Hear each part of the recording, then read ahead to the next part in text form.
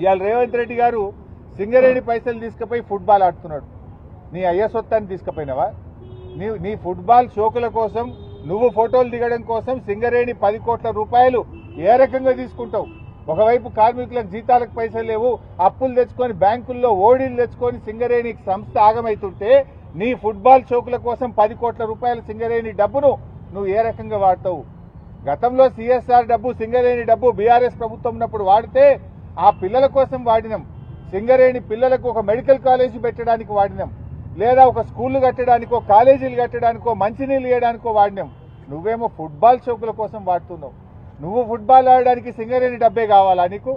సింగరేణి కార్మికుల కడుపు కొట్టాలన్నా నువ్వు? ఏ రకంగా నీకు మనసు వచ్చింది సింగరేణి డబ్బులు తీసుకోవడానికని నేను అడుగుతా ఉన్నా. ఇది దుర్మార్గమైన ప్రభుత్వం. నువ్వు ఫుట్బాల్ ఆడడానికి రాష్ట్ర ప్రభుత్వంలోనే 5 కోట్ల తీసుకుపోయి స్టేడియం కట్టుకుంటావు, సింగరేణి 10 కోట్లు తెచ్చి ఆ మెస్సీతో మ్యాచ్ ఆడుతా అంటావు. ఎవరయ్యే సొత్తని సింగరేణి పైసలు డైవర్ట్ చేస్తా ఉన్నావు? సింగరేణిలో జీతాలు ఇద్దామంటే పైసల్లే ఓడి తెచ్చుకునే పరిస్థితి ఉన్నది, నువ్వు 10 కోట్లు తెచ్చి ఫుట్బాల్ ఆడతావా?